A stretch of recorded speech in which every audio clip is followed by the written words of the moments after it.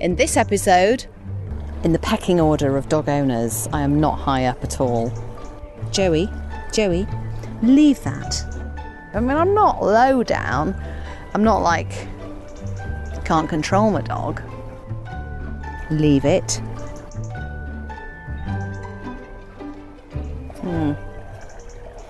It's a bit of a conundrum. I want to train my Rose across the ornamental fence, I suppose, that acts as a backing to the seating area. I'm just going to pop it back up there, see if it grows along nicely. It's been doing ever so well.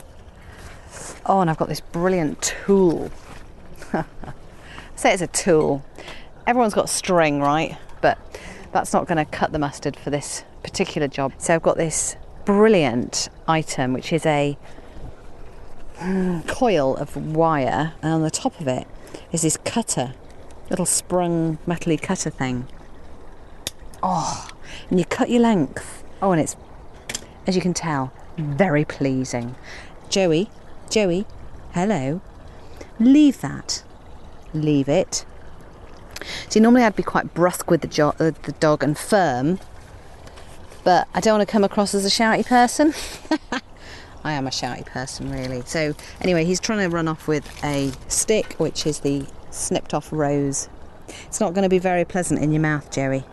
Joey is brilliant. He's so well trained. He knows all the commands and he's quite well trained, but when it comes to being outdoors, he's got selective hearing and he won't come back on the lead. He will do eventually, but not quite when you need him to. Oh, I was put in my place though, really, as a dog owner. In the pecking order of dog owners, I am not high up at all.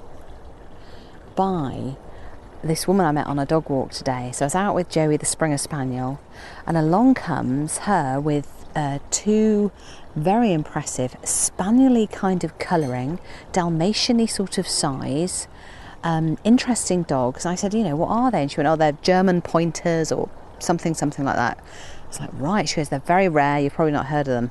She was right. I hadn't heard of them. She goes, anyway, they're all part of the same family. The Springers and the pointers are all gun dogs. I show mine, so she takes them to shows, and she had 3 whistles around her neck, one for each dog and a spare. Anyway, she went, work out what his treat is. Is it a ball? Is it a treat? Is it what is it? Is it you? Is it a cuddle?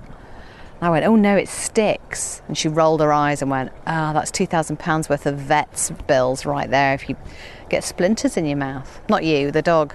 If I was Joey out on a walk, and frankly, it's great, and there's lots of sniffs and scents to follow, and then I saw what is in my nature to go after, which is a bird, then I would go after it. And then if that bird started quacking, right, and going whack whack, look at me, whack whack, oh no, there's a dog, whack whack, right, and then it flies off, begins to swim off, like they do. This is really trying to really get my wings going in the water, whack whack whack, and making even more fuss. The dog just goes crackers. I'd go crackers. Anyway, I've since purchased a whistle online and a long lead, and we're going to be watching some more training videos about how to train gun dogs to come back when they think duck chasing is far more interesting. But yeah, it was really good to meet her actually and have a chat and feel my place in the pecking order of dog ownership. I mean, I'm not low down.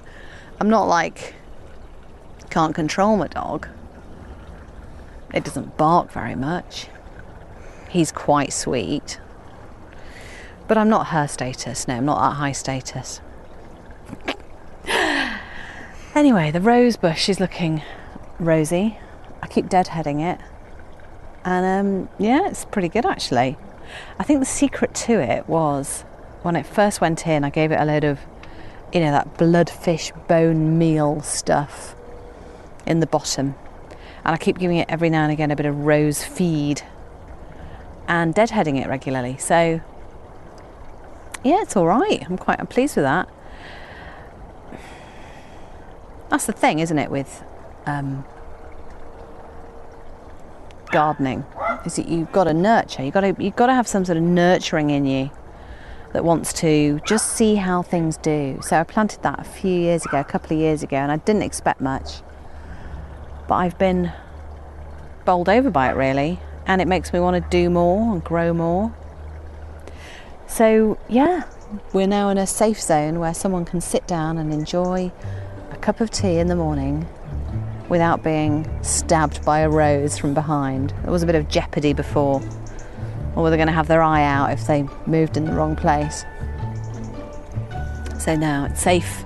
The rose is safe, tied back with my beautiful gizmo that I bought.